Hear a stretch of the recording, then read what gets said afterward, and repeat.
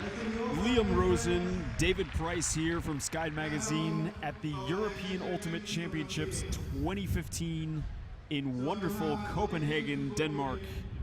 David, we're here at the opening ceremony. You can see all the teams that are attending the championships down there with their flags here at Valby Idrætspark in Copenhagen. That's right, Liam. It's been a bit wet day so far and a bit windy, as we can see, but the crowds are gathering to watch this opening ceremony and to watch the first game here in the open division, which will be between Denmark and Sweden.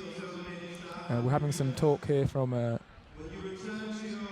tournament director, and there'll be some introductions of key figures and, of course, the teams eventually.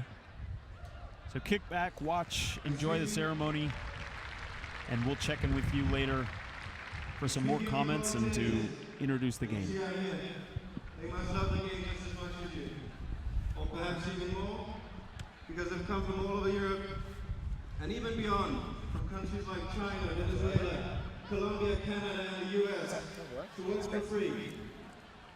So whenever you see a yellow volunteer jersey, show them your gratitude, show them your respect. They're here for you. Finally, I would like to bring some attention to some of the names and faces that you should know from the tournament organizing committee during this week. You've seen Audi, the EUC president.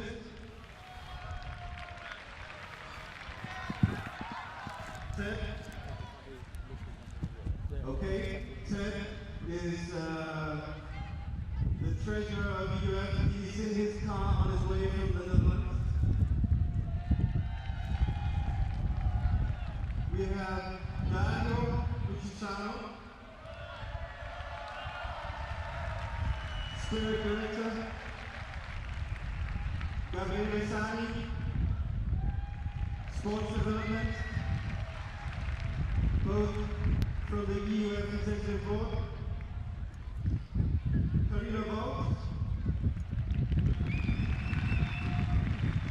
from the World Flying Restoration Event Management, who's been incredibly helpful. On the Danish part, we have Esbjørn Fink, who's going to be Director of Competition this week. And Niels Payne, our Danish sports administrator, who's been practically pulling every string. Thank you, Niels. Thank you, guys.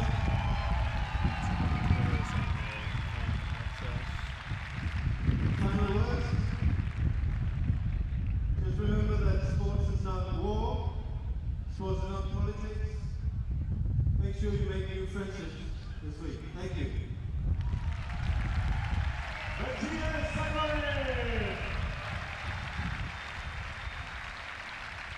Give it up for our speakers, John Christiansen, Adi, and Matthias Severin.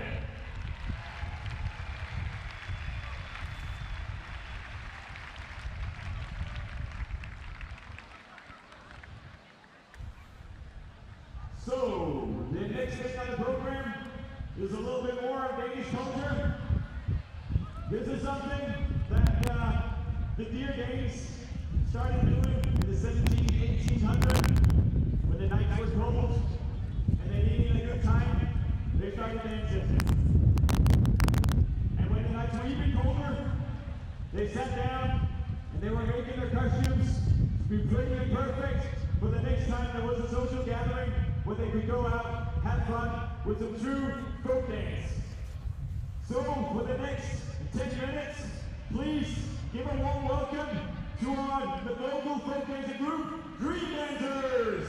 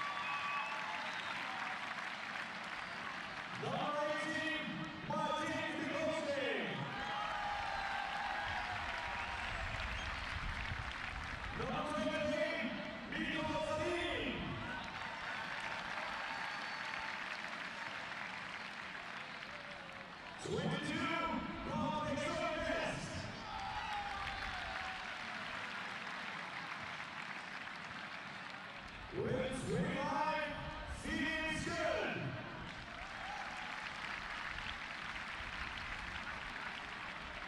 27, Martin Cosmo.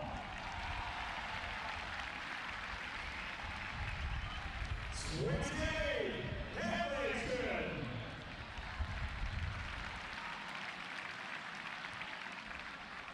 74, Yellow Greenback.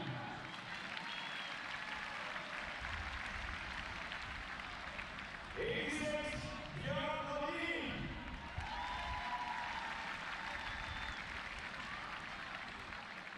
89, Johan Burnett.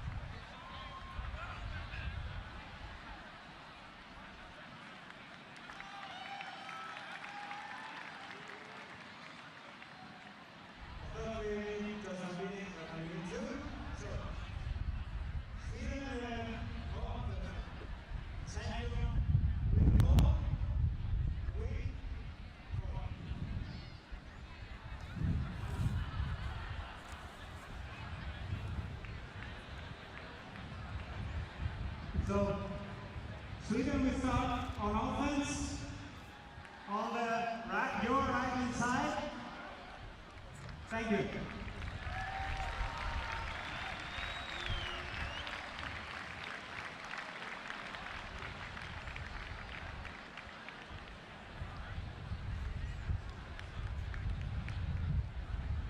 Now, I kindly ask you for a moment of attention, please. So if you're listening on the stream, there's going to be a moment of silence. I don't know if you can hear it over the announcements. We'll just tell you a bit about it. There was a French player, Sébastien Martineau, that collapsed and died of a heart attack 2 weeks ago at a Masters preparation tournament in Switzerland. It's going to be a moment of silence for him. So if you're watching the stream, please join David and I and the fans in the stands in a brief moment of silence. Many of his teammates decided to stay home because the funeral will be out this week. And in order to show them our sympathy and also to Sebastian's family, I also kindly ask you to stand up and hug each other in a big spirit circle. Make also on the grandstand a spirit circle, and to hold 1 minute of silence in memory of Sebastian from now.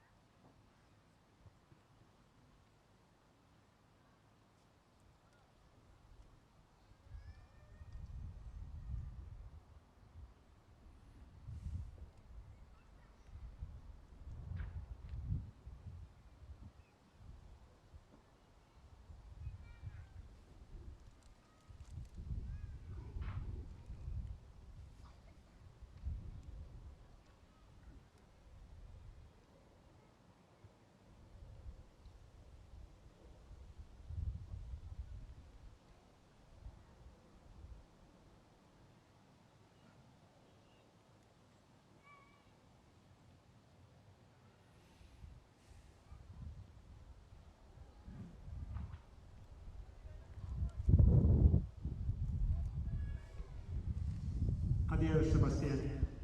Thank you.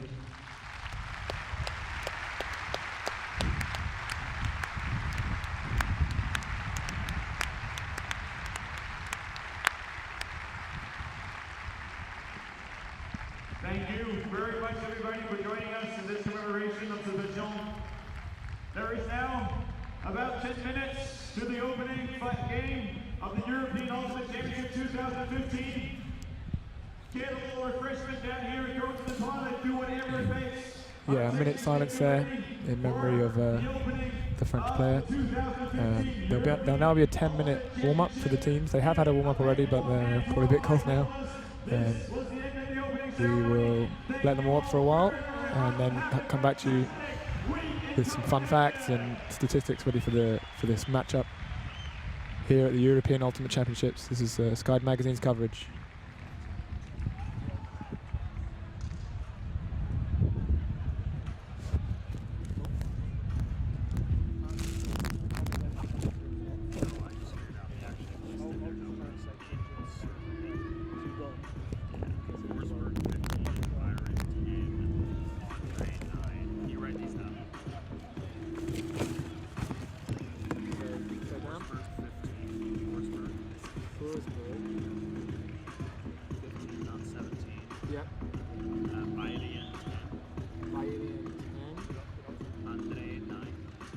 Don't get too clap when the flag's out of the stadium.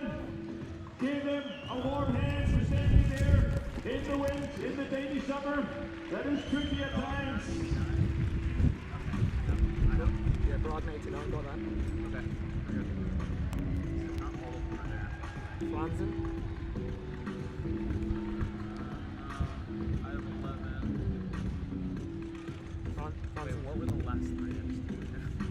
told me Bragner, Bayern, Andre was 9, Bayern was 10, Bragner was 89.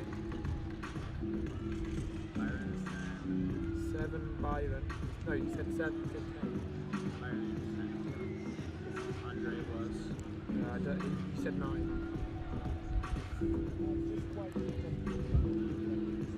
He's talking to you. He said that there's roster graphics they can show. Is it? We don't know if it's right or not. It might. Should maybe not. We've got a roster graphic. Yeah, we don't know if it's right though, because we've got issues with numbers. For the Danes, it's fine. Yeah, it doesn't matter. So do it. It'd be cool to show it look professional.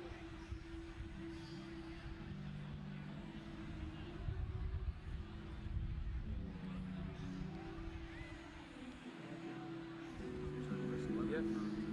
11. Salin.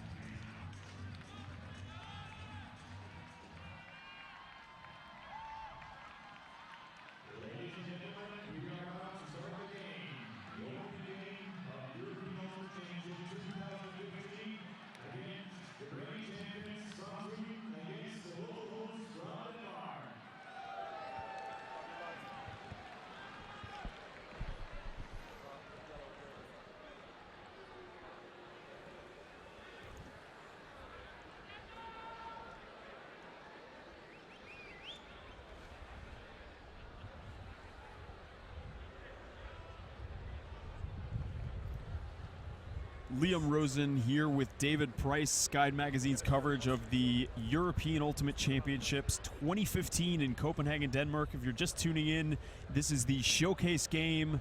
Sweden is going to take on Denmark. David, we were talking a little bit before the game. What does Sweden need to do to win this game?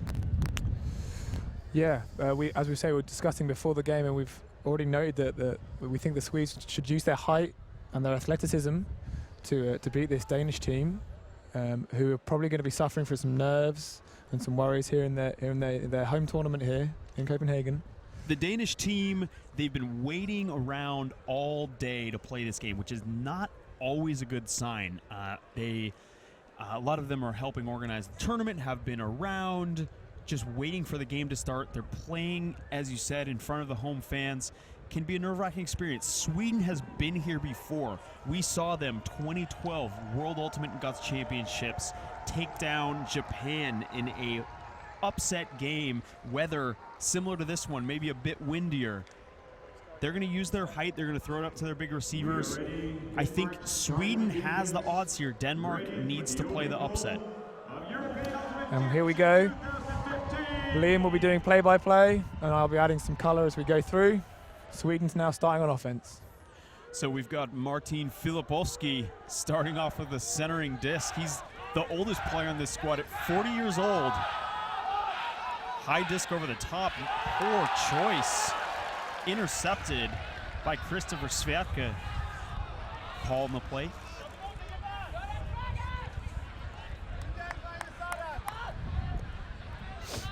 And just a poor decision, I think. High release backhand. Denmark working it back up the other side of the field. Svargaard looking to get it off the line. No options. Inside breakout to the center, and it's a quick pop for the goal. Peter Fadel strikes first, and Denmark with the early break. There's a lovely little break in there to go off the sideline. He did have a bit of trouble there trying to go around, but the Danes, who I played against at Windmill and many times in the past, they will always look for that inside break. It's pretty much their number one option, and as you can see, it was very effective there, right on the end zone line. Easy little pop pass into the goal.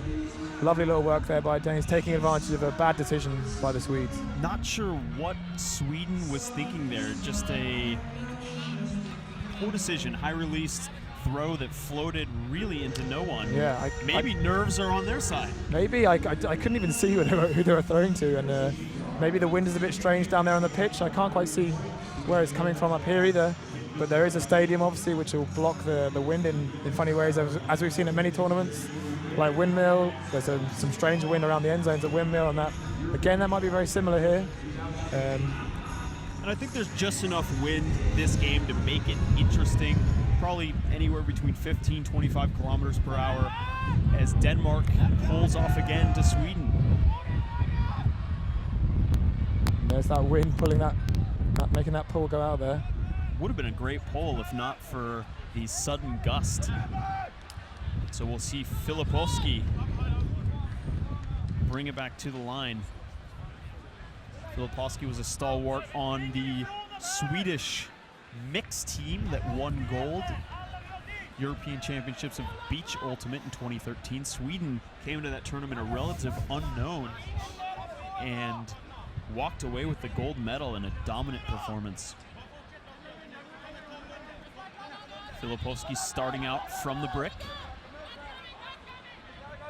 To Sjögren. Sjögren, no dump options. He's got to float it up to no one.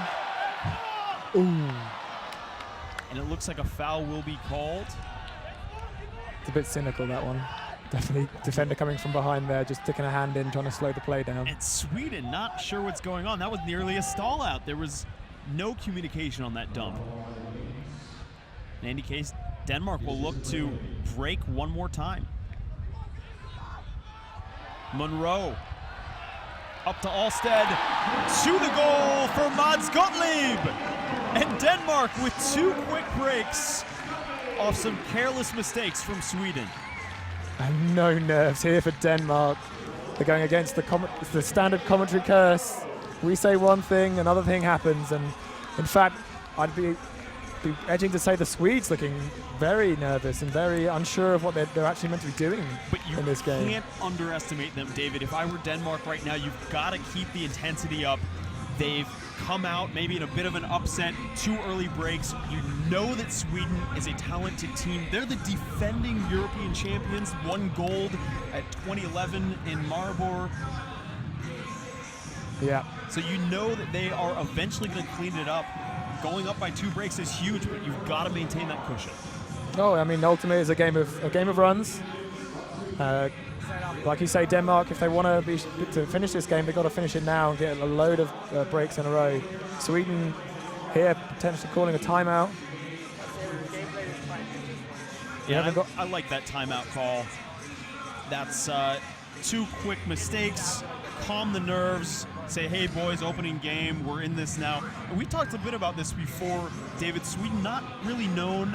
A lot of European national teams are now going to warm-up tournaments. They're getting some chemistry as a team. Sweden just kind of rock up and do their thing. Yeah, I mean, almost every major tournament we've seen them in, they just turn up. Like you say, ECBU, no one really saw them before the tournament. And then we look at the roster a couple weeks before and we're like, wow, this is one stacked team. And they go on to win it, and they're undefeated, potentially making the tournament easier. But here, again, the Swedes have not really played any warm-up tournaments, whereas the Danes have been to Windmill, they've been to Tom's Tourney.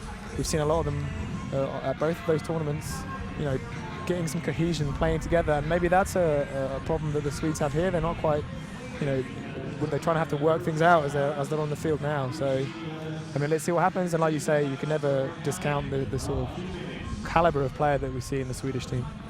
And I think a bit of a different Swedish roster, certainly than we've seen even 2-3 years ago at WUGC 2012. They depended a lot on Sebastian Sperong. That was their tall deep cutter, and he won them that quarterfinal upset against Japan. They were just able to throw it up to his height. So a lot of these players previously played on the Swedish national team kind of took a break and are now coming back. Yeah, we haven't really seen Sperong in a couple of years now on the European circuit. I think he got injured and decided to stop playing for now. So Denmark looking for their 3rd break of the game. Pulls off to Filipovski. Magnussen.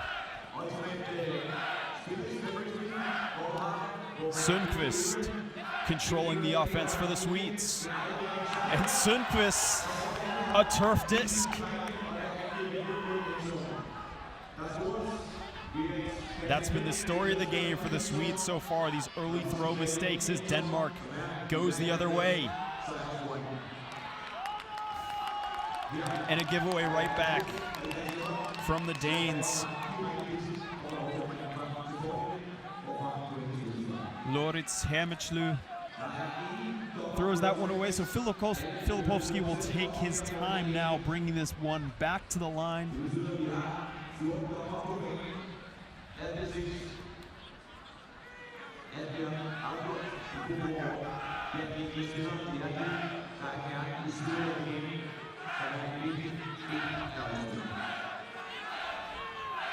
Sundqvist coming for the rescue. Back out to space, middle of the end zone. Good defensive pressure from Denmark. Sweden, 4 passes, still in their own end zone, David. Yeah, it looks like the Swedish are having a host stack, and it seems quite deep compared to their handlers, which is giving them some troubles. Sundqvist, again, the wind very strong now, puts up a flick huck, and here's the height of the Swedes cleaning up the trash. Johan Brogner pulls one in and gets the Swedish team on the board. But it wasn't pretty. No, and I don't know if that was really a good option there. There were 2 Danish players in a good position defensively, but I mean they were unlucky not to get the D there. I don't see that happening as the game goes on. And this is really huck and hope. You've got 2. Oh, and there's a touch in there as well. I mean, if they'd been able to just get their hand around it, that would have been a turnover. But as we talked about, this is what Sweden has done in these windy games, is put it up for their athletic receivers. It may not be the style of ultimate that we would preach, but it works for them. And I think that's the most important thing for anyone listening to this stream. If you're a new team starting out and you're looking at other teams to emulate, look at your personnel and develop a style that works for you, and you have to have experience to do that, and that is what the Swedish team has. So Denmark on offense with a chance to hold. Esben Høeg.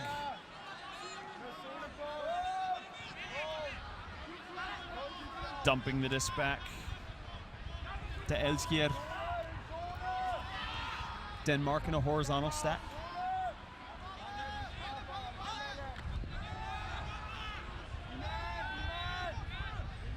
Christopher Buss needs to get it off the line, and he does to Puck. Thinks about the deep shot, holsters it, Puck hammer. All the way back to Elskier.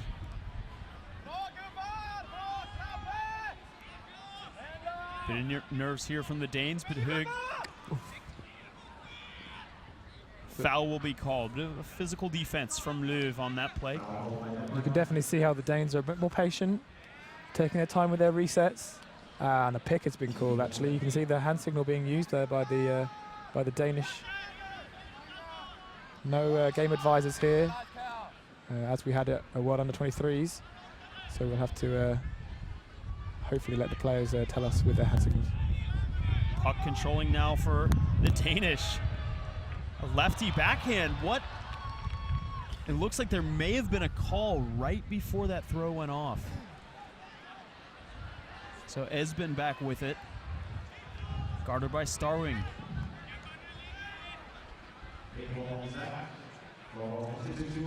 There's a pick.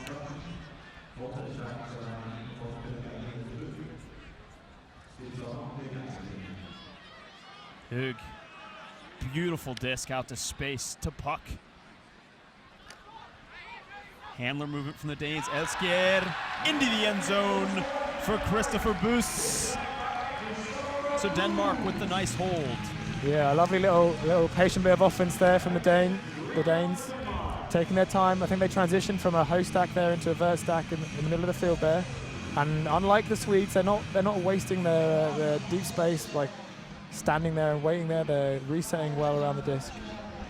Esben Høeg really the key calming factor on that point. Yeah. I know you've played a little bit with him, David, in London. Yeah, that's right. A couple of years ago, Esben was playing for Fire of London, and he's a very, very good handler, very, very good field awareness, and a very nice ability to switch hands. Actually, you saw him there going with the high release lefty, and he'll pull that out all the time because his first option is always that low inside flick. So it's varying the release point and trying to getting the defender moving and locking them out. If you want to contact me or Liam, we're here on Twitter. We've had a few shout-outs already. We'll get to those later, but I'm David_Price, P-R-Y-C-E, and Liam is Skyd_Liam Rosen. So another low pull off from the Danes. Sweden will get started right away. Centers to Filipowski.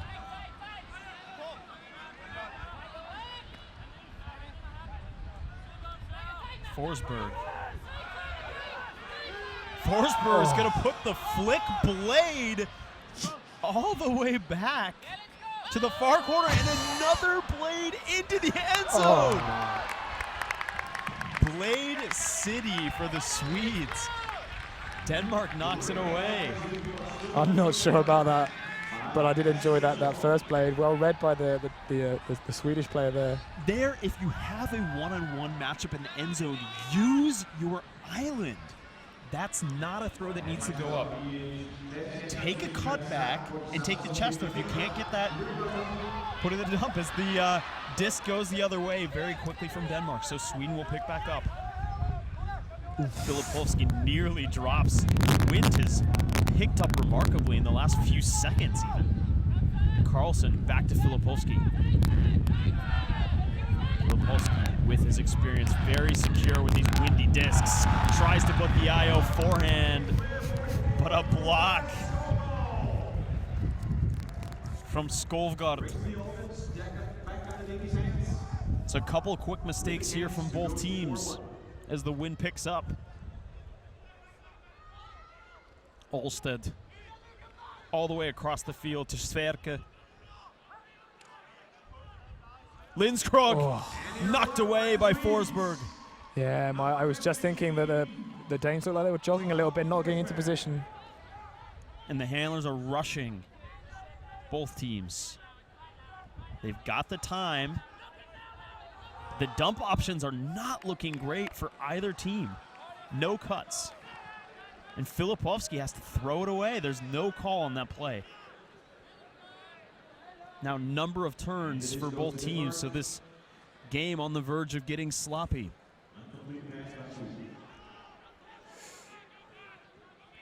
So the wind appears to be going from the camera towards the stands, pushing the disc away from us. Alstead off the line, foul called.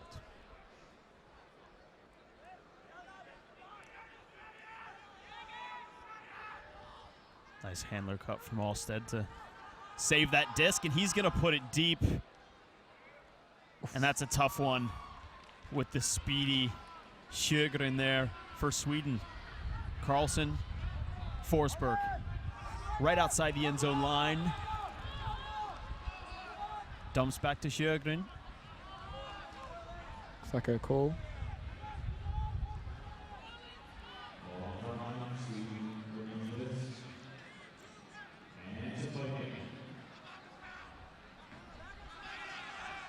Forsberg, a bobbled disc from Sweden as they look to strike back the other way, does Denmark.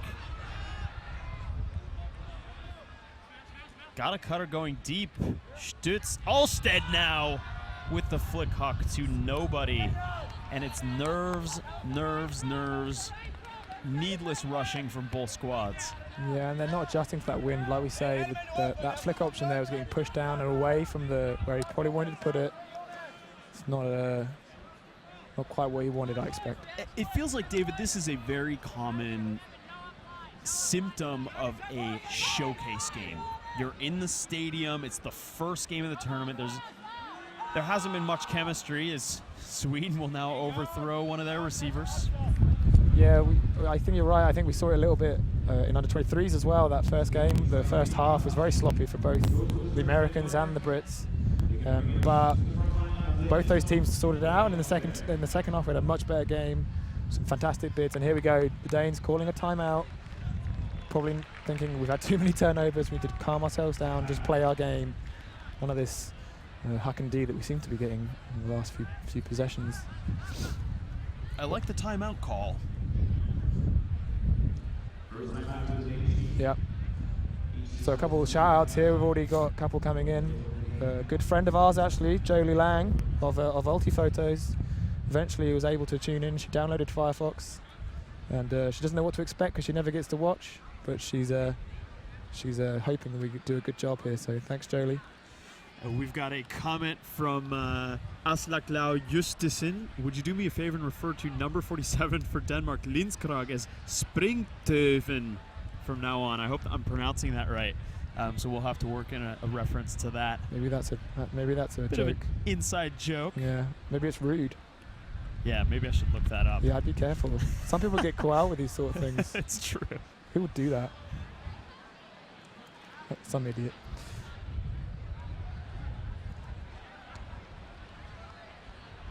And another shout here from Dubai, Patrick Forkamp, saying he's looking forward to hear our player pronunciation, which is quite relevant here. And I hope we're doing a good job. We've got a couple tough ones. Danish, I've been trying to learn Danish in the run-up to, unsuccessfully I might add. Really? Using Duolingo. It's a very hard language to pronounce. So I had tried to learn Swedish previously. It's spelled like Swedish, but the pronunciation is very guttural. A lot of people will refer to the Danes jokingly as they've sounded like they've got a sack of potatoes in their throat. Yeah, our eternal polyglot here, Liam Rosen, trying to learn every language in the world. But we're back with the game now. Danes on offense. Getting it off that sideline. So Alsted now with the disc. Travel called. Play does not stop, so we'll continue. Denmark still on that sideline, having to put it all the way. That's going to be a hospital pass, knocked away again by Tom Forsberg, his second D of the point. Yeah, there was a slip there from the reset, and that kind of messed up their play there, and they had to go for that floaty break side throw. Both teams' resets not looking great. Hard to tell whether it's a symptom of good shutdown defense, but rather I think players just aren't getting into position. Filipovsky wants the up line, even pointing to it, gets it back out to Skuld. Skuld, the blade, and in the wind, those blades are not working. You've got to have a chest pass. Just jump, hop, skip, and jump it in.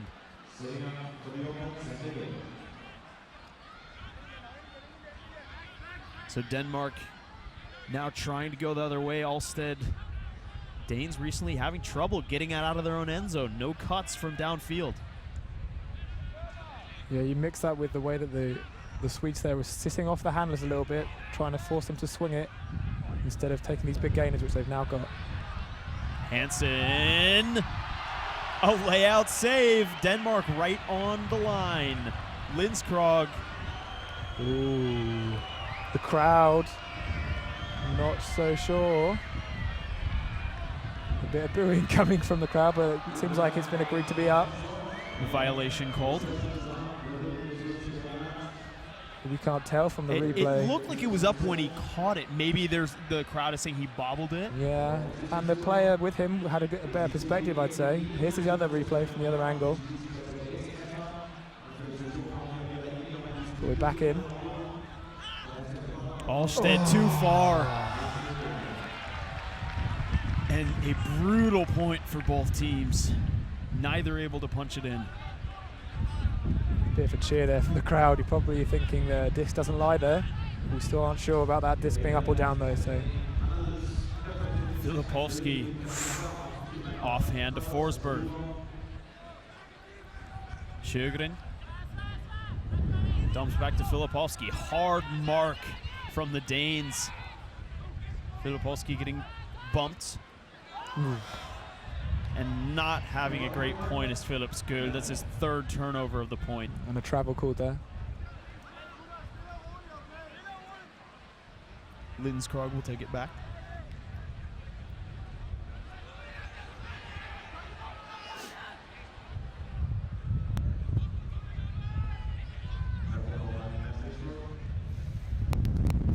Both teams breathing hard. You can see they're tired.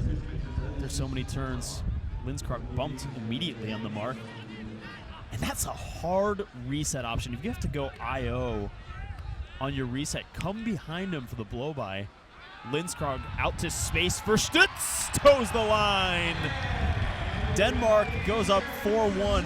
And David, I think that's a big mental point. The team that can score on a point like that, you can shift the momentum, or in Denmark's case, keep the momentum going in their direction. Yeah, I totally agree with that. I mean, now they're 3 points up and much closer to the half. I mean, Sweden have only now scored one, or as Denmark have demonstrated they can score at both ends. That timeout working perfectly in their favor. A few more shout-outs here. We've got Ubu, that's a Birmingham Ultimate, saying Liam doing his best Evan Lepler impression, whilst I just got to keep being myself. For those of you who tuned in for World Under-23s, we have the wonderful Liam Grant is also here with us with Sky Magazine. Unfortunately, not able to play due to a party-based injury, which I'm sure we'll get to at some other point. We'll cover that story. Don't worry, guys.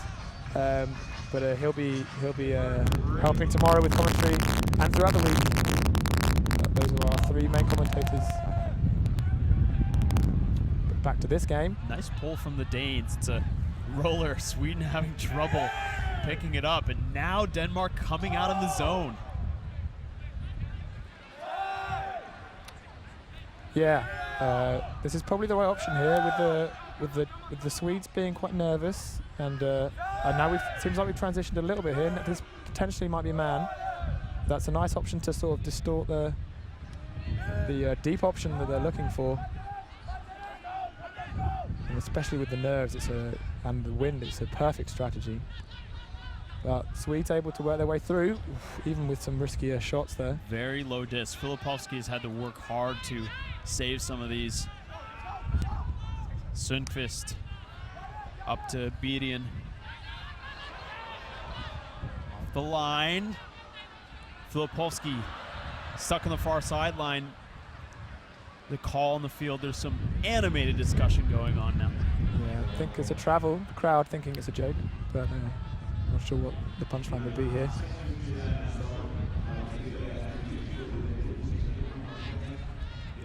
Filipowski, far sideline, gets it back off to Sundqvist. Bedian, there's a pick called instead. Sundqvist will check in.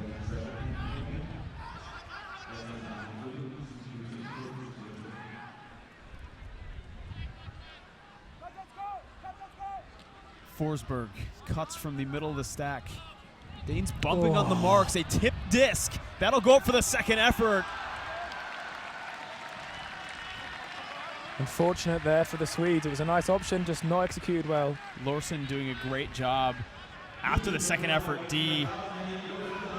And unfortunately, that is what we in the Ultimate community refer to as the conservation of greatness. Yeah. Can never have too much greatness on one single point, but kudos to Larsson. He jogs back down, and Sweden will go the other way. Bedian dumping to Sundqvist.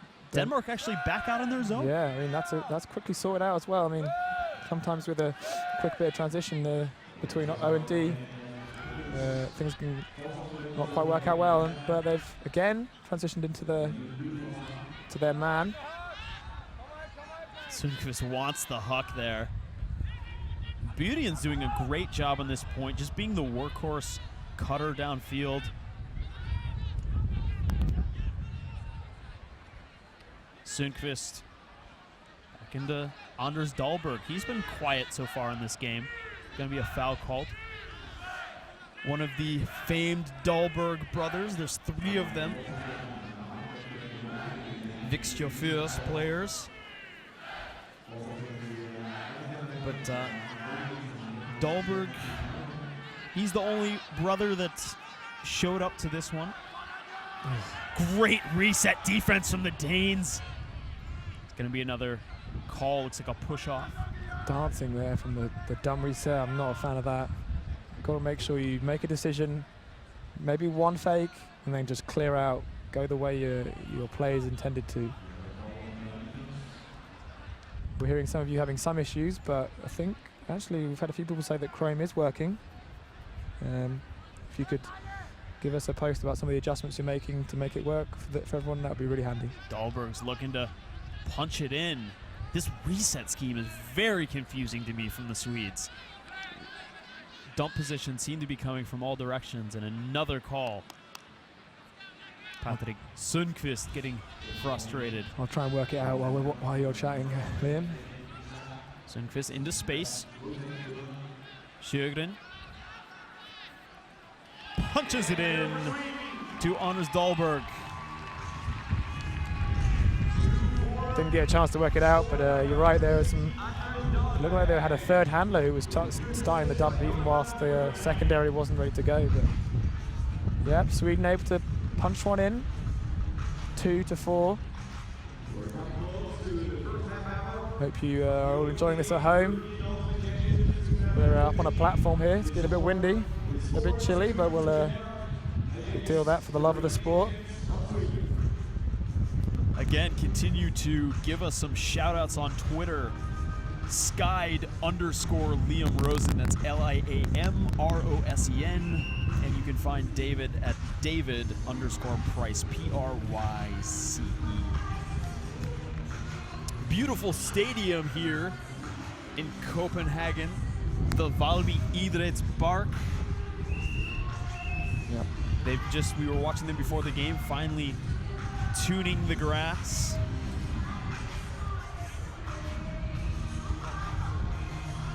I think the fans here are expecting a little more. They want to see more action, David. Yeah, I feel like the occasion and the nerves have really set in, but I think you give them a few more points, and in the second half, they'll probably have worked themselves out of this hole.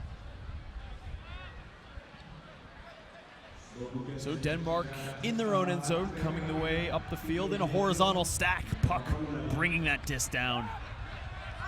Oh, that is... It's actually quite a nice backhand hook. Oh. And that's going to be a foul call, very likely. That will be a call. It does not look like it will be contested, which definitely is a foul. the right call. Yeah, I think the defender there was already giving up and saying, come on, we'll carry on play now from the front of the end zone. Oof.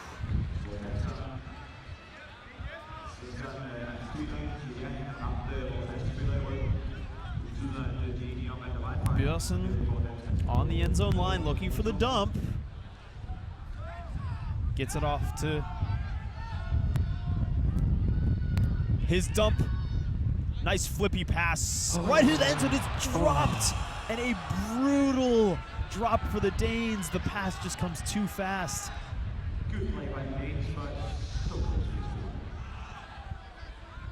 Anders Dahlberg back with it, looking for Bedian.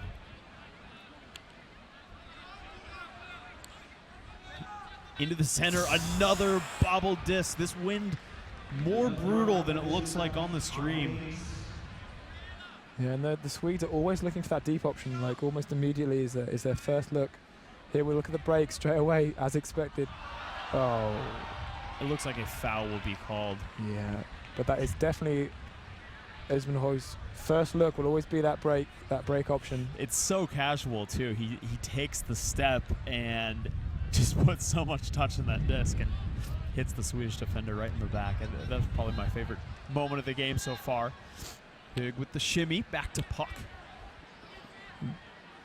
Hug again looking for that same break move. Puck tracks down the blade. Danes looking to break, being pushed back. The stack now very far. Needs to come back into it. I think a lot of teams reluctant to move the stack so far out of the end zone when you've been pushed back, but it's the right move. A lovely break there by Puck. Not quite the repeat there for number 7. To the Swedes' credit, that was great dump defense from Anders Dahlberg, getting his body in the way, and Hug gets out-positioned by Dahlberg.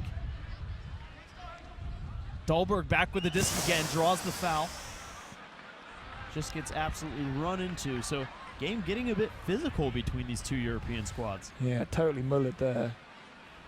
And I don't mean the German football player. The yogurt for those that aren't sure.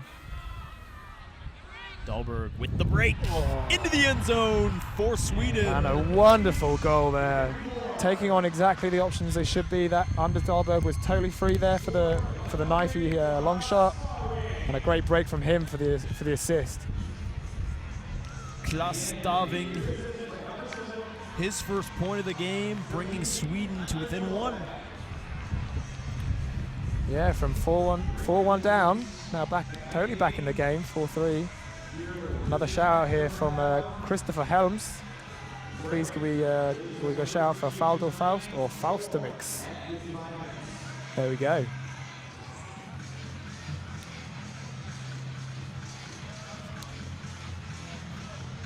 For all you Ultimate fans, we're here all week with Sky Magazine's coverage. If you want to check out the schedule, it's on both the Sky Magazine website and on the EUC official website. And for anyone that is having quality issues with the stream, we will be uploading the VODs on a 24-hour delay to the Sky Magazine YouTube channel. So make sure to follow that channel so you can watch the games on a time delay.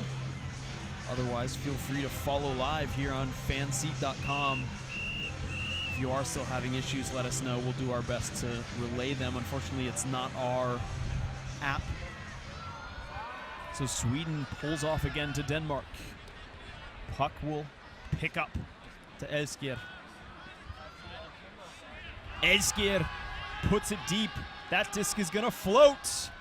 Ooh. Looks like a foul may be called. A late foul call, but it probably a good call. It does look like there was quite a bit of contact. Yeah, Jespersen probably had an attempt at a second bid if he hadn't been fouled as well, so I think that's a legitimate call.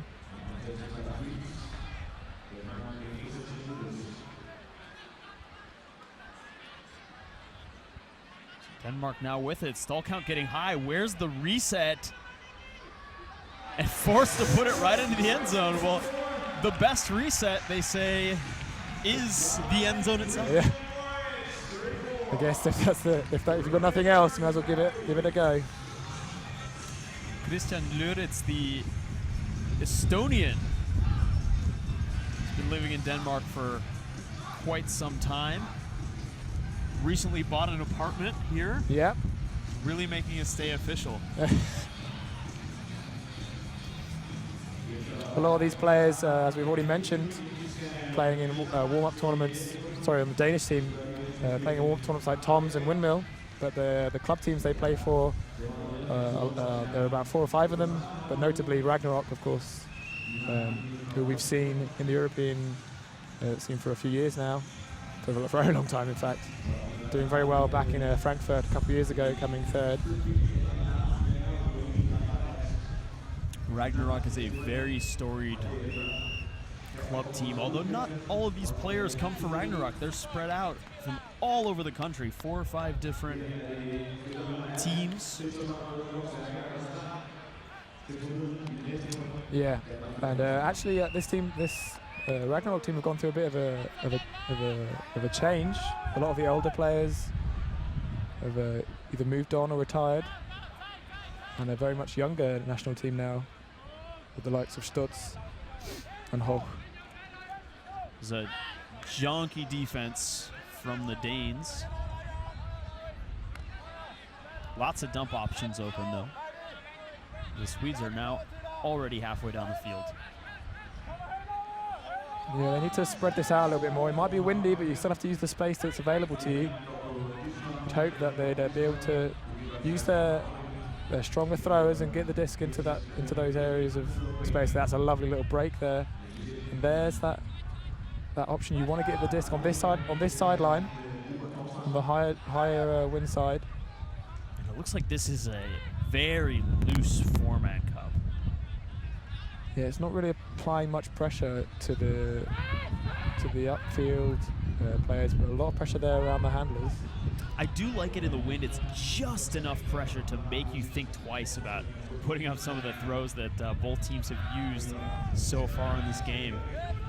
But the Swedes here are being very, I was about to say very clever with it, but straight away. And that's a drop, and that's all you need. In a zone like that, you need one floaty pass. And my idiom about zone defense, if you get one good shot at a D, even if it's not a D, then your zone was effective. Yeah. And that was an effective zone defense from the Danes. So Denmark now going the other way. Lindskrog back to Alsted.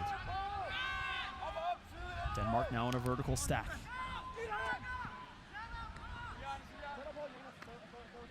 Not great downfield movement from Denmark. Lots of poaching happening from Sweden.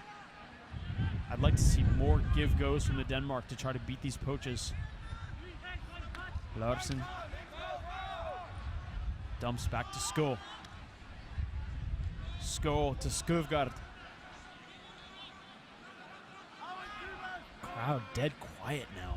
Alsted trapped on the far sideline. He's going to punch one right up the line, and it's dropped. Up to that point, Denmark doing really well though, like really holding on to the disc, taking on open options. Just a slight break in focus there, not able to hold on to it.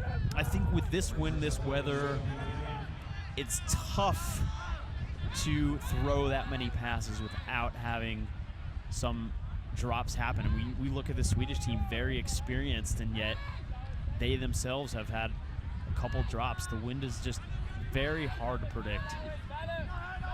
Denmark back out in their zone, looking to force throws like this. Philip Skuld has not shied away from throwing some of those risky decisions. So Sweden right into the hands of the Danes, and all credit to Denmark. Now they've got to play at the right speed and not try to rush too much.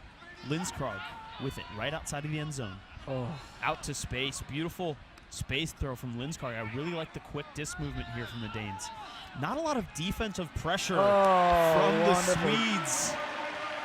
And as Liam Grant would say, a couple buttery backhands there for that goal with Denmark. 6-3 up. Games here to 17. 100-minute games.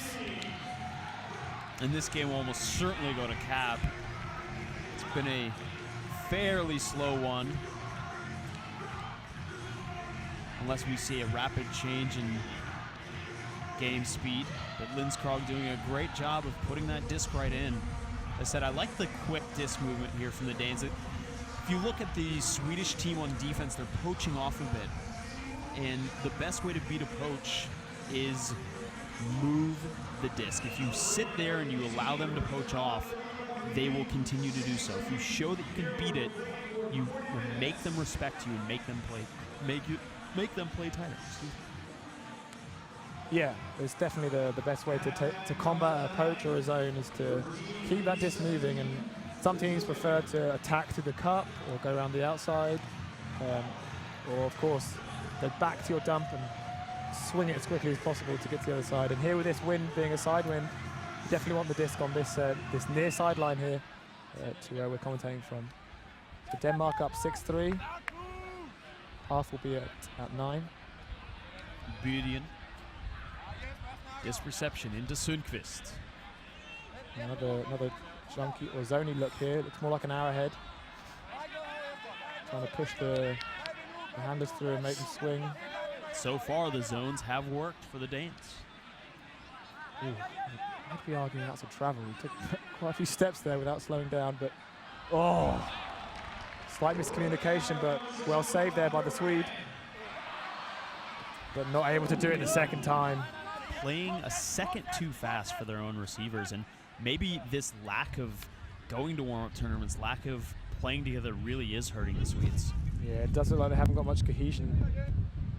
It's almost like they've got a very experienced set of players and some lesser experienced players who aren't used to the speed or the stage itself.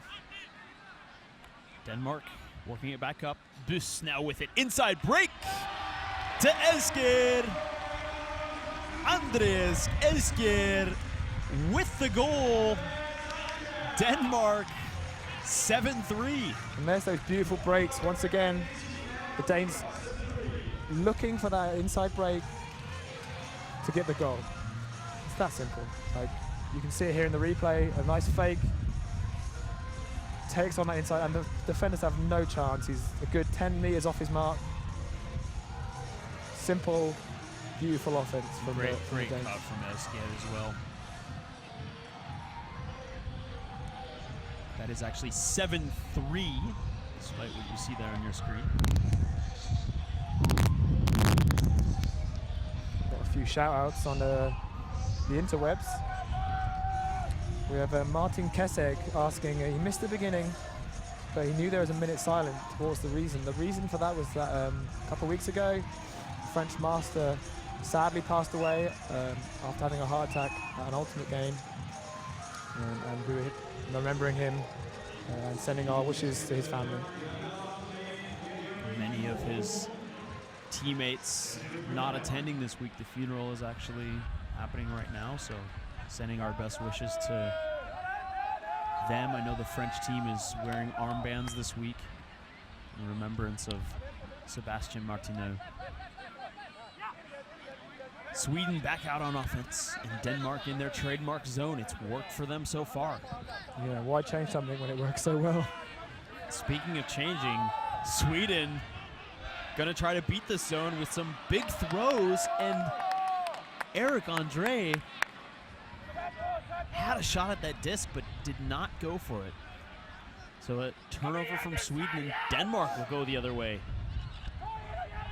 Stutz Stutz was a standout on the under-23 national team for Denmark just a couple weeks ago in London. Big flick hook to Mads Gottlieb. Nice reception from Mads. Back to Stutz. Stutz not seeing anything, has got to swing it. Skovgaard, back to Stutz. Jam it in the jam hole for the Danes. Bringing it to halftime. No, half is a 17? Half is a 9. Half is a 9. I'm It's all coming right. from this American perspective. I apologize. That's all Games right. to 17. This is a new one for me, y'all. We all make mistakes on commentary from time to time, as I'm sure the slow game will enjoy.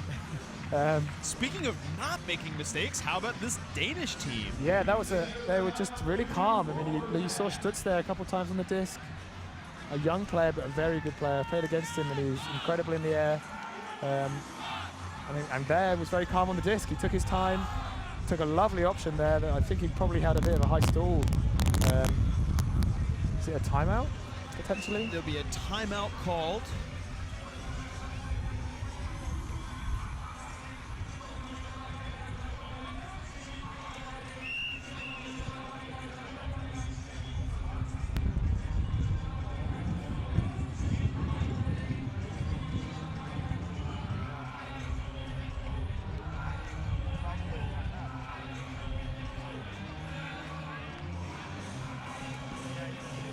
Yeah, we're being told here it's a timeout. Yeah. Sorry, guys. Confusion reigns once again for the Sky Magazine coverage. Confusion reigns, but the clouds do not. As you can see on your screen, very smooth transition happening both in our commentary and hopefully not to the rain today. Summer in Copenhagen, as we've been told, not as idyllic as has been in past years. It's a brisk 14 degrees. Yeah, we've been told it's the worst in 15 years, which after what ended up being a very sunny weekend in the finals for U23s is a big change. Even for me, the Brit here for Sky Magazine, this is quite, I know this is probably quite a normal British summer, but this isn't quite what I signed up for. And Liam coming from California, he's struggling, let's put it that way. Even though now he lives in Pittsburgh. All right.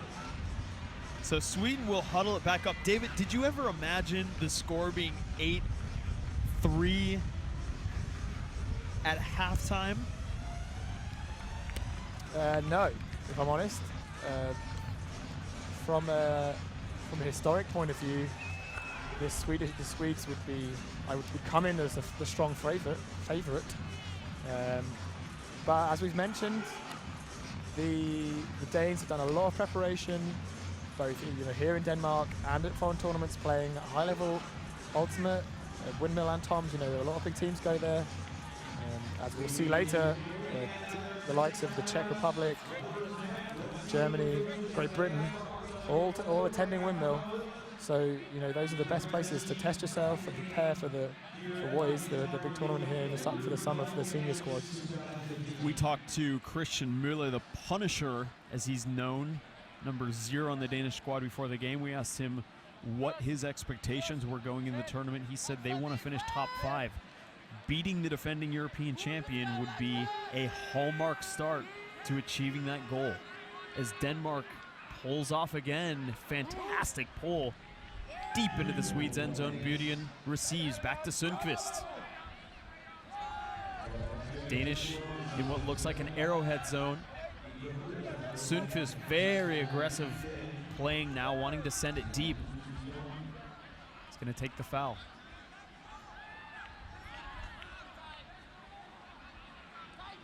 Dahlberg. Back to Sundqvist. Dahlberg with the give and go. So they've gone to man. And Sundqvist really driving this offense, and he wanted that shot. That is what Sweden needs right there. Jakob Greenberg. A beautiful backhand there. Down this near sideline, nice and low, very well weighted. Like Liam says, that's exactly what we expected and exactly what they need at this point in the game. Score is now 8-4 to Denmark. And you have to imagine they talked about that in the timeout. Sweden can't afford to turn the disc over in their own half of the field. They need to play aggressive. They have the athleticism. They have the height. If you're going to throw up 50-50 balls, you might as well throw them up in your own end zone, or in the opposing team's end zone. Yeah. Yeah, we've had too many turnovers in the short field and in the middle of the field to give the Danes quick comeback goals. And if I were Denmark, I, again, would be a bit nervous here. Sweden can come back. It's a long, long game. There's still time. Have to keep up the defensive pressure and cut down on that long game. Yeah, I agree. As we said earlier, ultimate game of runs.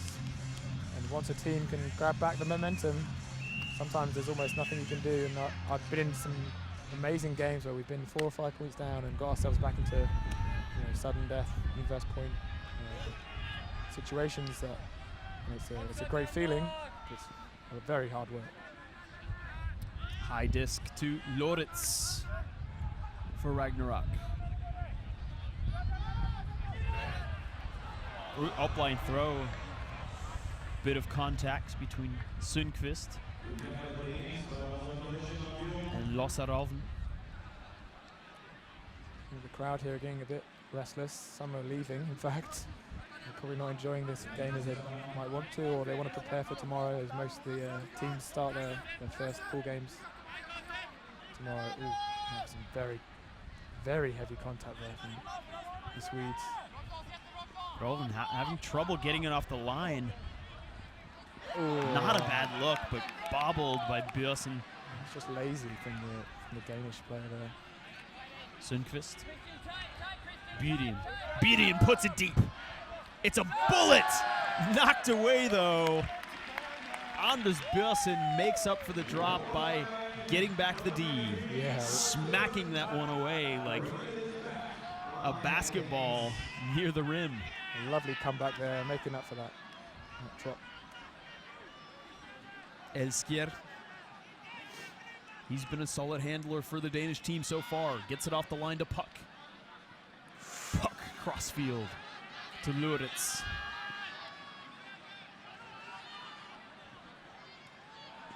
To Puck. Rolven. Puck very solid at getting open is the reset handler. Not seeing much work downfield, but will work with Elskier. Back into the hands of Puck. Inside break. Back through the stack to Loritz. Bjørsen to the end zone. Yeah. And the layout. Clap catch from Lossarovn. Crowd getting into it now. They're seeing the spectacular plays they wanted to see as Denmark takes it to half, 9-4. And that's strong by Denmark. They had a few little mistakes in that point, but they made sure eventually, and so actually some nice offense off of that turn by number 93. So stay with us, Liam Rosen and David Price here, Sky Magazine at the European Ultimate Championships 2015. We'll be back shortly.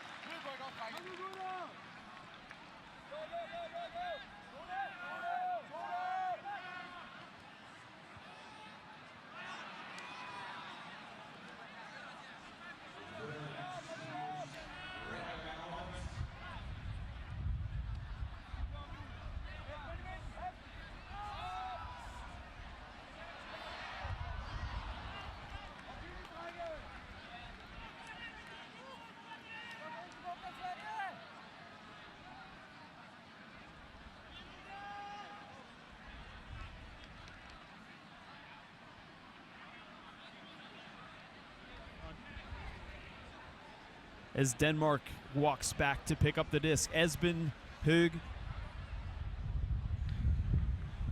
has been a calming force for the Danish offense. One of the reasons why they're up big on the Swedes in this first half of action. Esben's gonna put it deep. Christopher Buss streaking, and Buss with the sky. Oh. It's gonna be a strip call. Jakob Greenberg, and that's gonna be an immediate contest.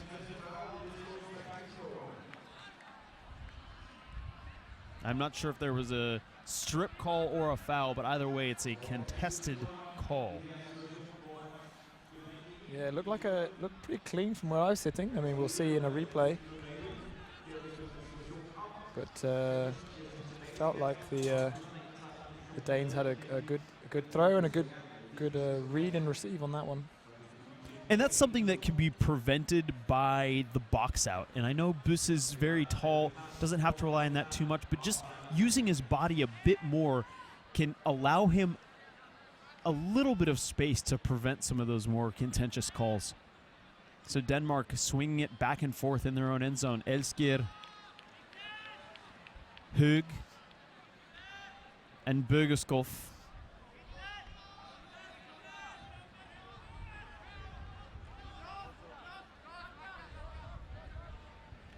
Høeg, back out Elsker. Center to Høeg, far side. Loritz.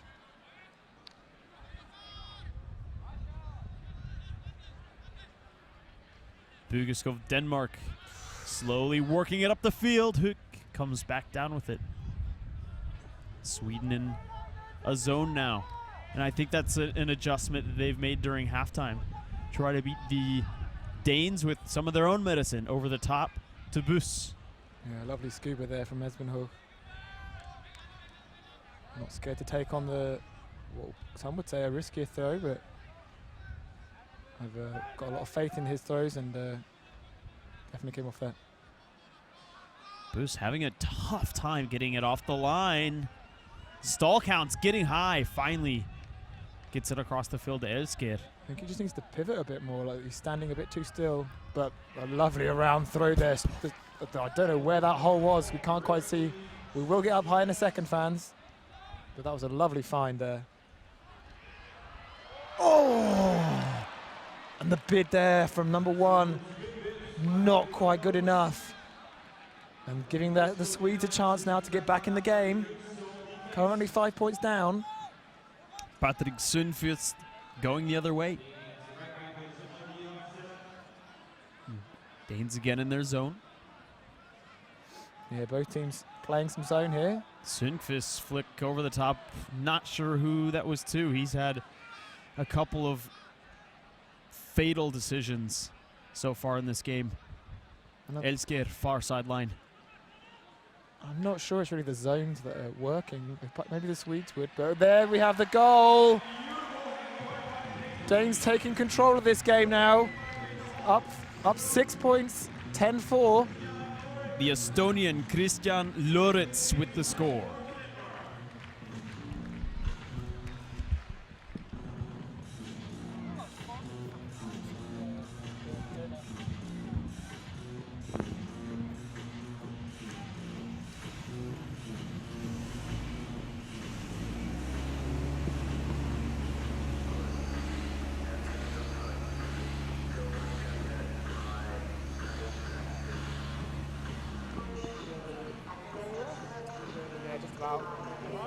That's fine.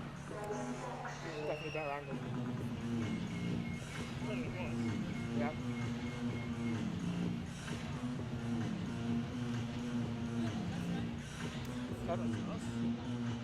Not bad. This is why those e-crimmers are sweet.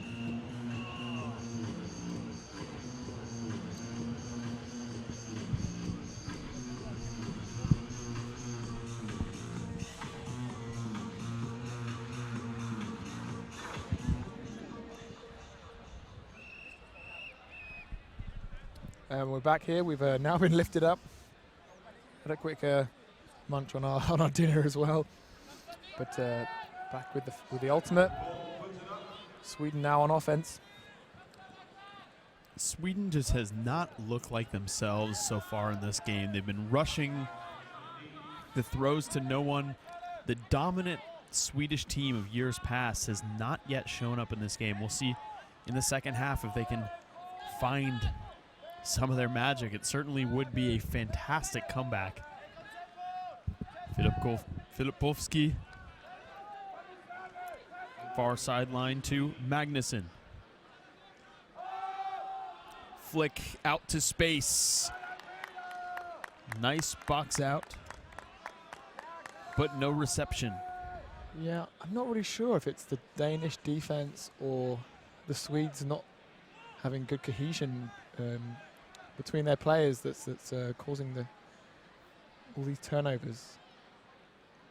But either way, the Danes have so far taken pretty much every single turn that the Swedes have given them, giving them this 6-point lead, and are now potentially on for a 7th. What I do like about the Swedish team is they have made a halftime adjustment, and that's that on defense they are going to use the zone.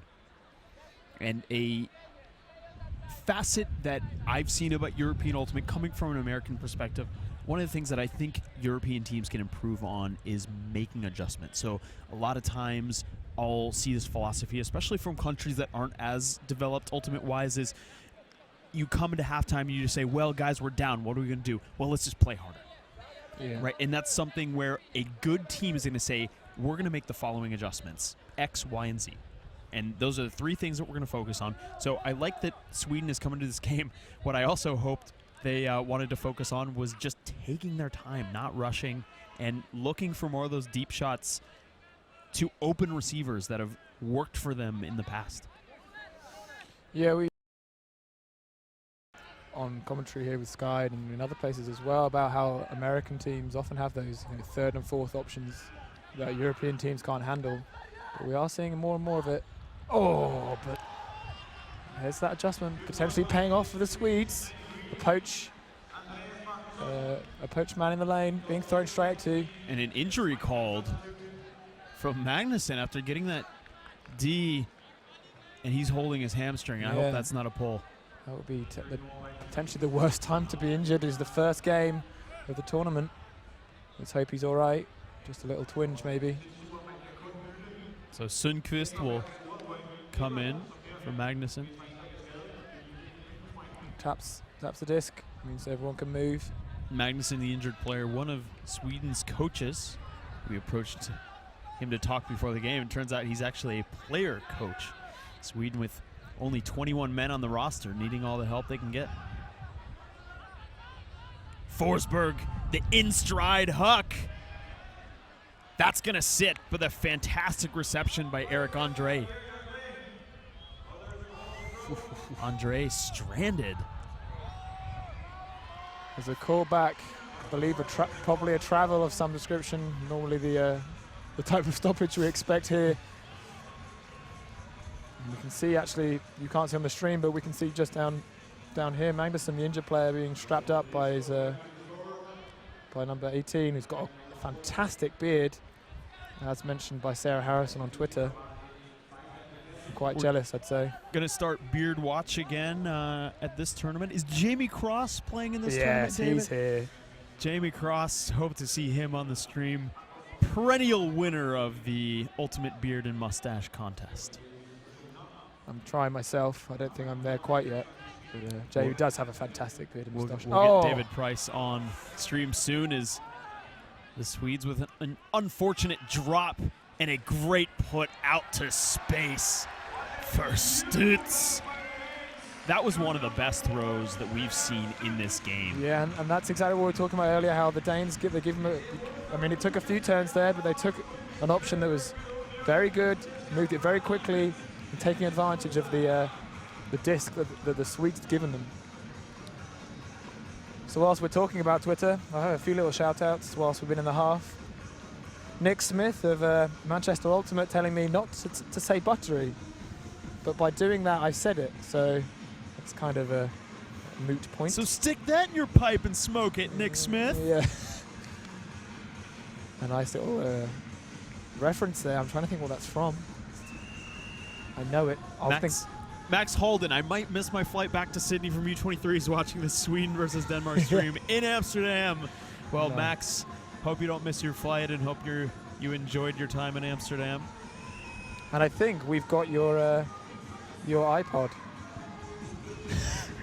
I think Max Holden, we have your iPad, and I think Mike Palmer will bring it back to Australia for you. I might be wrong there, but Ultimate community, ever smaller than you imagine. Great references as usual from David Price. If you'd like to give us a shout out on Twitter, Skyd_Liam Rosen and David_Price, as Sweden now with the disc facing a brutal defeat, staring it down. It would take a monumental comeback to put this game back in their hands, down 11-4 with 75 minutes of game time gone. But you never know, Liam. You never know. We still have 25 minutes to go in game time. Cap is at 17. Mind you, the Swedes defending European champions. Now, these tournaments are 4 years apart. This is a very different roster than Sweden has seen in past years. Oh, the travels here. Quite insane how far the pivot foots are moving. Sweden working it down the field. Sundqvist overthrows Fjörsberg, and it has not been Patrick Sundqvist's game. Lindskrog, on the other hand, has played very well. Mads Gottlieb with the disc. Had a deep option, didn't take it. Now he does. A disc to space, and that actually looked quite good. I think the wind came up and affected it. That was the same player who'd gone deep previously, and his defender just seemed to think he was just going to come under, and he, waited a couple seconds, still had the deep space to run into, but just the throw not executed as well as you'd hoped. Filipovski going the other way. Oh. A drop from Sweden. Have a bit of a running theme here. Swedes unable to hold on to the disc, and there we go. Fantastic spike by the Danish player there. Mads Lidkrog is, well, we'll give that one to him. He's having a hell of a game. Yeah, quite the character, and hopefully he didn't damage the disc. That would be my, and the Dane there picking up and being like, oh, come on. What have you done? It's not flat. It's taco, not pancake. I would like to point out that Robin is coming on the loudspeaker, so the Swedish pop star. This may give the Swedes a bit of an impulse as another timeout is taken. Sweden wants to talk things over. David and I will be back with you after this timeout.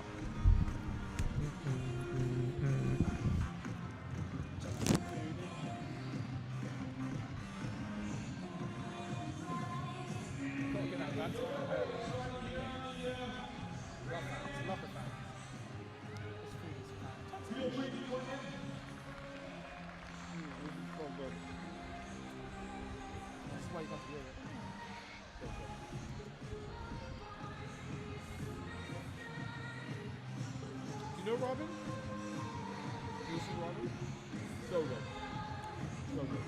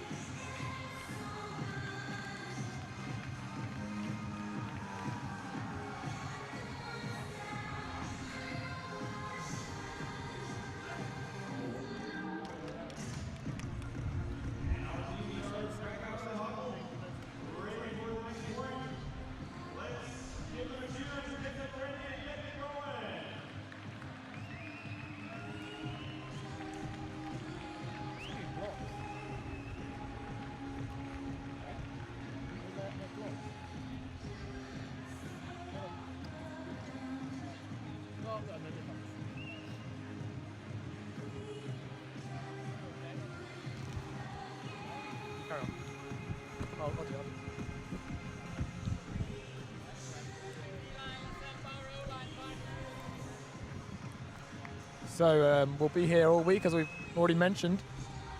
We'll actually be streaming from pitch 2. This is the arena pitch, which is only being used today. And for finals, so for the rest of the week, we'll be on pitch 2, which is just behind the stand. You can probably just out the corner there see another mini stand. And that's where we'll be streaming from. Oh! That looked like it touched him before it hit the floor. But good pull there from Denmark.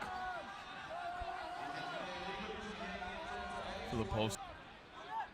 Greenberg. Near layout D from Denmark. Carlson. Sjögren sends it deep. Greenberg's been their money deep receiver. Ooh. Runs that one in. Doesn't look like he was in though. Nice patience by Greenberg.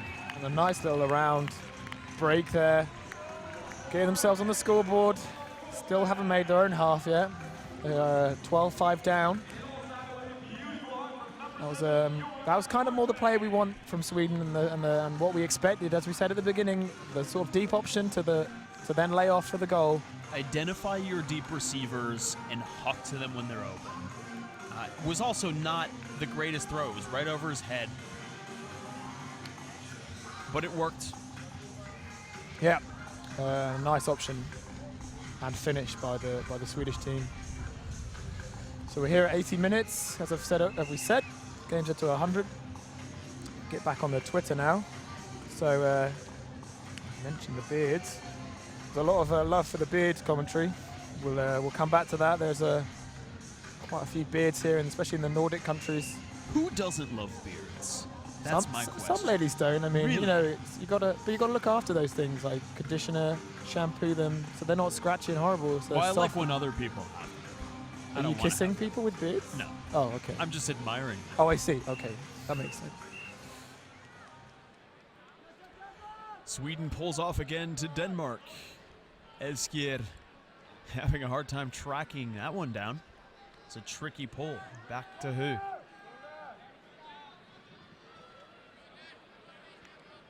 Elskier and Hug working in tandem with the give-go. Christian Loritz has that bobbled. I believe he's calling a strip. The question is, was that disc in his possession when it came in?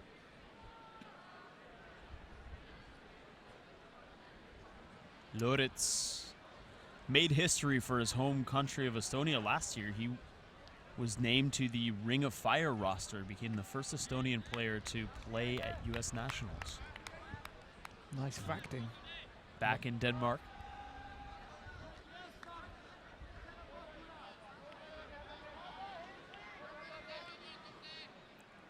And the Danes will move it back up the field. Swedish zone still looking strong. Loritz again. Elskier.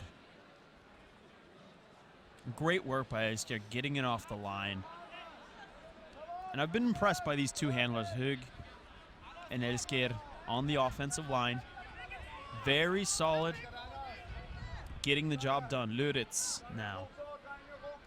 The wind here appears to have died down a tad, making this zone look a bit more ineffective. But it looks like they've transitioned into man. Hug wants the inside break. Goes for the around instead. Rovn. Back to Hug. And Denmark can do this all day.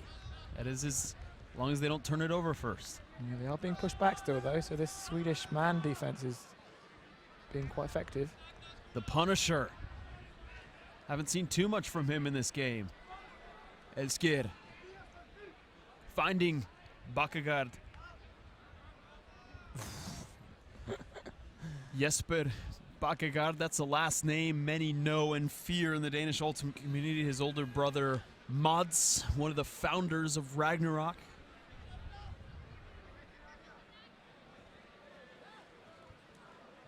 Bakkegaard checks the disc back in. Too far for Esben Hug. Sweden not going to fast break. Sundqvist wants the deep shot, not there. Back to Dahlberg. Dahlberg to Burian. Nice. Löw. Up the sideline. Starving. About 5 meters out. Pops it in to Dahlberg. There's Looks like there will be a call. Bit of freestyle in the end zone there. Spinning the disc on his finger. Nice. But looks like Dahlberg is uncontested.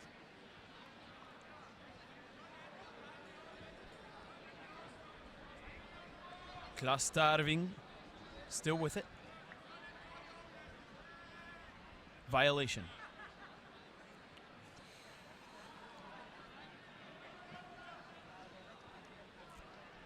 And this is where the game sometimes slows down, this sort of third quarter, where tired minds get a bit involved and you get a few violation calls.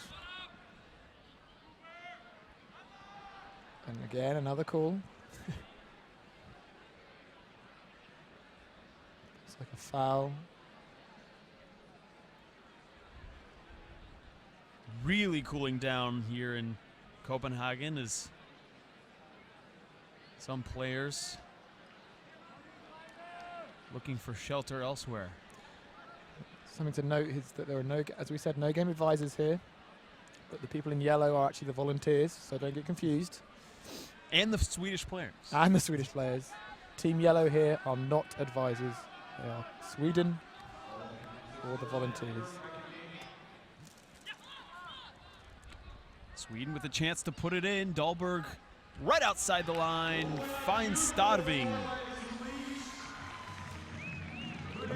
And those breaks from Sweden are being super effective. -1 from the Denmark HP. But will it be enough? Will they be able to grab back the momentum in this game? Punch a few more goals in and make it a bit tighter. Definitely been a one-sided affair so far, with the Danes up 12-6. And this game, assuming all continues as it has been, is going to leave some questions in the minds of the fans. Does Sweden have what it takes to repeat? What do their medal chances look like after this game? It's a key to finish first or second in the pool in a tournament like this. Denmark going for top 5, as the Punisher noted earlier. Yeah, I mean, especially when they're going to come across some of the stronger nations, like Germany, Great Britain. They've really got to pull their socks up to beat those sort of teams. Pull goes out of bounds. Liam Rosen and David Price here on Skyd Magazine. Keep sending us your tweets and your shout-outs. Skyd_Liam Rosen, that's LIAMROSEN. And David_Price, DAVIDPRYCE. Elsker. Swinging far side, he's been the leader of this offense so far. A Scuba to puck. Quick forehand, backside to Luritz. Luritz in the bus.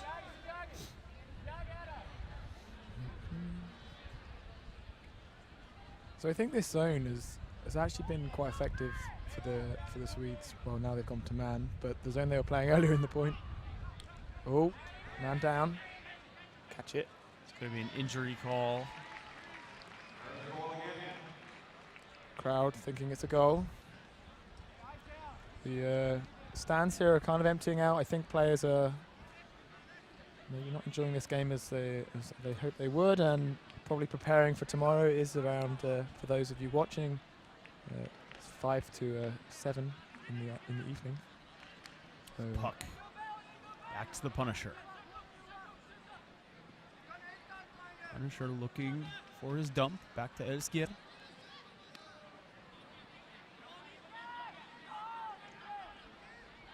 Foul call. And this is something, David, where I'd like to see continued or better use of the contact call to prevent the stoppages in play. Now, if there's no throw, you can call contact Yep. and the stall count resets to 0? No. It goes down 2. I'm goes sorry. down- This is again USA Ultimate rules. So Goes down 2. Goes down 2. Yeah. So you essentially count the same number twice.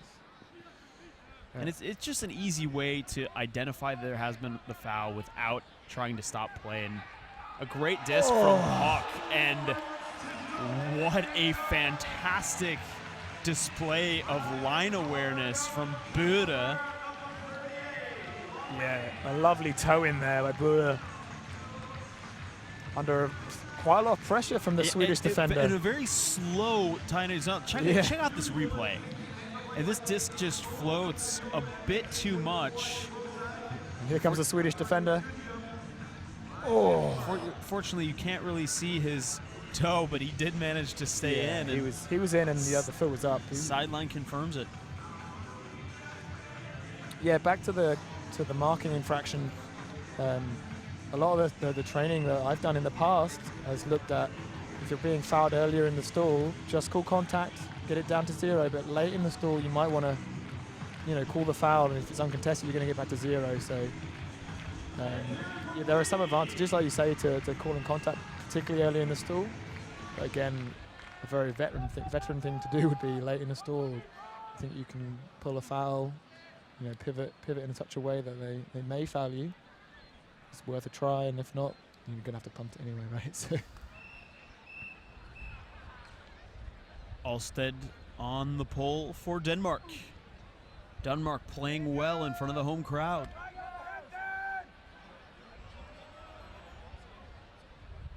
That pole will just land in, giving the Danish defenders time to get down. Beauty.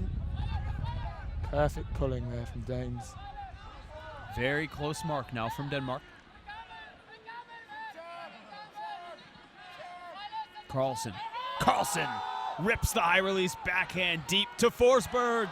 Forsberg going to the second effort. Yeah. Snatches that one out of there. How big has Tom Forsberg been for Sweden?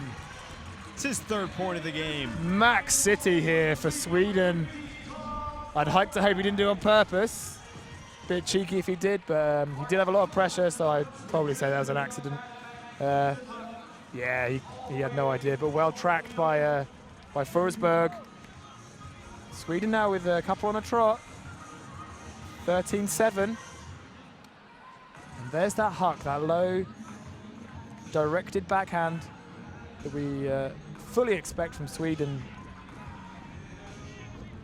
And a lovely replay there from both angles for Lindskog just giving everything on the ground, trying to go for the D.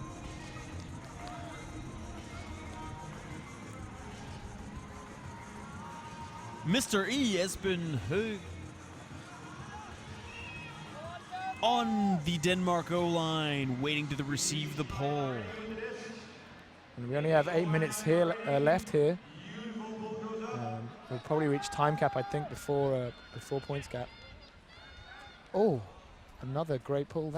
There may be an offsides call. Yeah, it looks like if we look on the far left of the pitch from our perspective, we can see. Yep, there we go. Just there on the pitches there, we saw a player holding a cross above their head. That is the Wooftof's hand signal for offside, and you don't have to call it. If you think that the pull is not very good, you can just say, "Now we'll play on." But that was a very good pull from the Swedes, and I think correctly they called them offside. We had previously noted, but didn't mention on the stream, how far offside the Swedes were being, and there have been a couple of the Danes watching them, and I'm definitely calling it. This is the first time that their offensive line have agreed and called it on the field. So here's the repull. If it doesn't go, if they're offside again, they would have to just start on the pull as if there was a dead disc situation. Sorry, on the brick mark. Puck into Hug. Really cooled down as the wind has picked up. Luditz back to puck. There's that zone again from Sweden. Broken with the knife there. Bakkegaard looking to advance. Back to Luditz. Nice disc into puck. Bud. Luritz, too easy. Bus. It's like first year Frisbee. The Swedes weren't applying any pressure. I think they should have really transitioned. As soon as that knife had gone up, it's pretty much broken their zone. Get some tight man on, but they're just not here. They're not in the game. They're not present. Sweden has no answer to the efficiency of the Danes. And don't get me wrong, home field advantage, this is also a very, very good Danish team. There's a couple of big name Ragnarok players on this team. There's a couple of players who have played in the US, Canada. Lots of experience. They haven't been perfect, but they're still just better. I think just better fundamentals. I think they have a long way to go in order to build the chemistry, but when they get there, this team could potentially be an outside looking in for the semifinals. Yeah, definitely. And we'll see how they progress through the rest of the tournament. Of course, here at EUC, we have 4 other divisions: women's, masters, women's, mixed, masters, and women's masters, the other 4 divisions, as well as the open.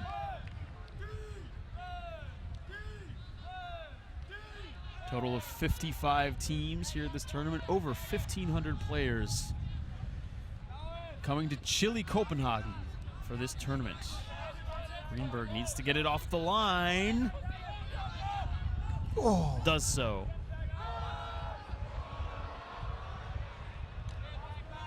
Too far, and Skuld not having a great game. That's his 4th turnover of the game.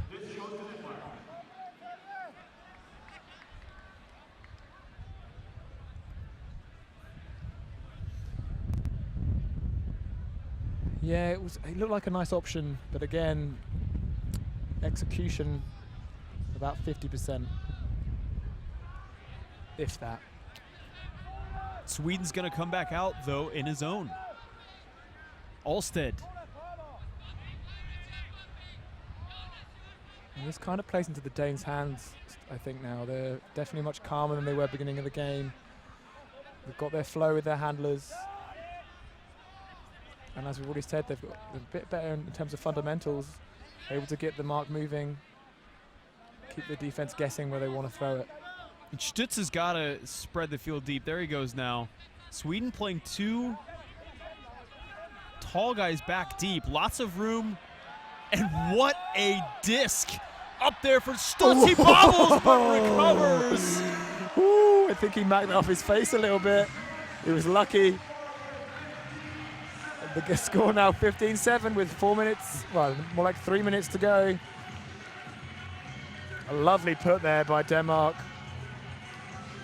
And you may not be able to hear, but the music here is put your hands up. And the Danes should definitely be doing that. They should be celebrating now. They're 8 points up in this game. It's very unlikely that the Swedes will come back in the time they've got. And as I say, I'd be very surprised if they can even get close to this Danish team. What a nice way to open up your home tournament with a, as I said before when we were opening up the game, beating Sweden would be a hallmark win to achieving that goal of a top 5 finish. And this will certainly set them on the right track coming into Tuesday with 1 pool play win.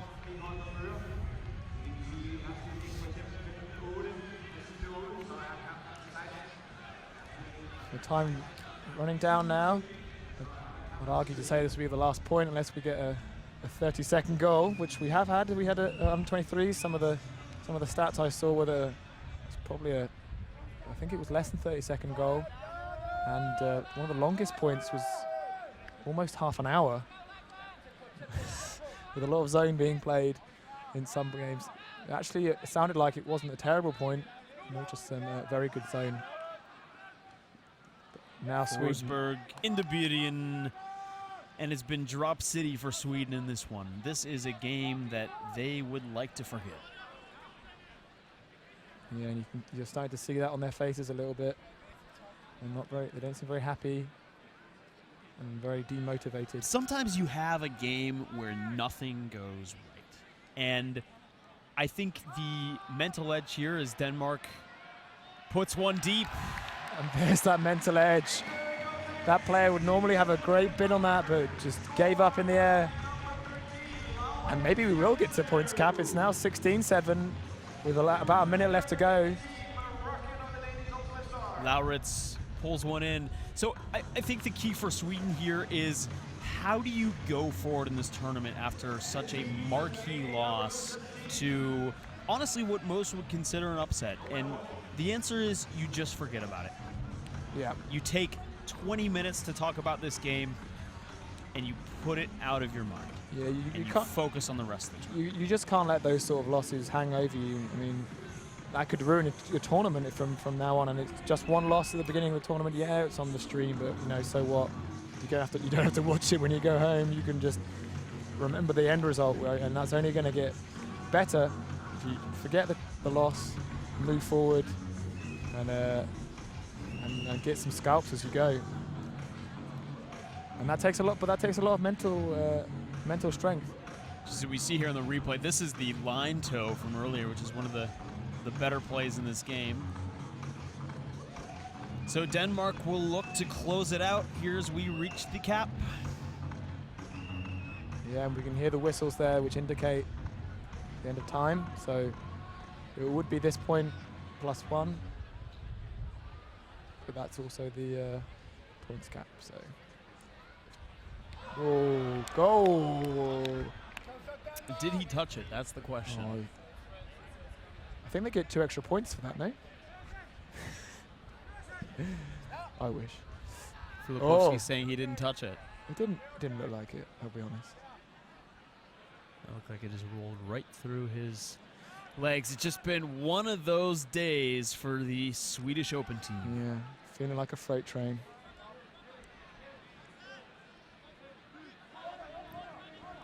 Vertical stack look here with 3 handlers back. Gets it into Forsberg. Ooh, hard mark from the Danes. Norden. Far side to Butian. Back to Norden. Danish fans getting involved now. You can hear them shouting along their compatriots. Forsberg wide open, puts up the flick. Bobbled! Oh, nice grace attempt there, but also some great D from the Danish player. Able to get his hand in there and not foul, importantly. And there we see the replay, just enough pressure. Lindskrog again, Lindskrog he would have had a fantastic He would have been out there anyway, I think. His foot was on the line. A nice attempt, but not quite good enough. So Alstead looking to put this one away. Looks like there will be a foul call right out of the stack. Yeah, this, as we mentioned, this would be the game if the Danes scored it.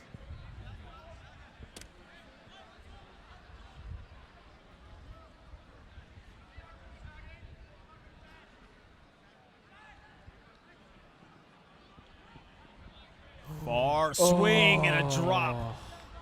And that's a tough bullet swing pass. So Sweden with a short field, gonna look to fast break. Filipowski. Not yet in, dumping and swinging, looking for any open spots, and Play that's not what you want to see on game point. That quick reaction there from the Swedes is actually quite a typical thing. In fact, in the UK, we call it the Swedish, where they'll quickly get the disc on the front of the end zone and just pop one in. But the Danes reacted well, able to break down that offense and stop them scoring as quickly as they'd hoped to. That was Greenberg that went down on that one. He's been one of the lone bright spots for the Swedish team. He just tripped over someone's ankle there. We're back in. Inside break. Speak of the devil. Greenberg himself, 16-8, so Denmark will have to get it done on offense. Yep. Games to 17. We've both met the time cap and points cap here. Sun is setting, I imagine. Can't quite tell with the clouds, but it's definitely getting a bit darker here, so we wouldn't want to take too much time with this last I point. was a bit confused when you said the word sun. I was looking around to see if I could see any sort of glowing orb. Yeah, it's definitely getting darker though, as we talk. A captain sitting here, and the captain's meeting will start in about a minute's time into the recreation house. That was for team captains and third captains. Join us tomorrow. We've got 3 games here on Skyd Magazine. Liam Rosen, Liam Grant, and David Price. Yep, I believe myself and Liam Grant will be doing the first game. And then it will be myself, it'll be Liam, and Liam. Don't worry, we're going to come up with some fantastic nicknames for them to differentiate themselves. And then the final game will be myself and Rosie Liam.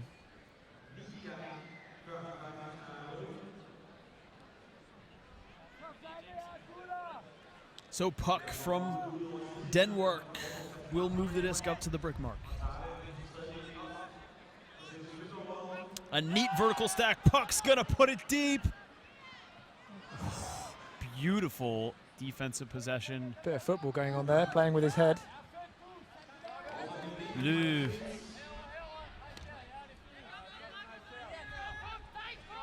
Slow recovery from Denmark. And the Swedes want to lengthen this game out, but cannot connect their offense again. Denmark will take their time setting up. Going to be an injury called. Christian Loritz will come in from Bus, who was on the receiving end of that defensive possession earlier in the play. As we see in the replay here, just a lot of pressure from those two It was a Swedes. drop, yet Yeah, I misidentified that as an active D. I'd probably argue there's some pressure. Again, the Dane's going deep straight away. That's a tough reception right over his head, and all Denmark has to do now is stay patient. This will be a good lesson for them in end zone offense. And there Out we to go. space.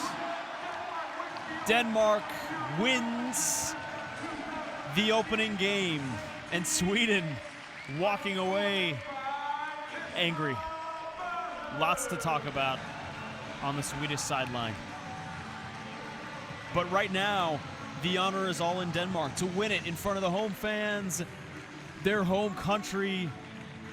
What an honor for this team. An auspicious start to their tournament hopes.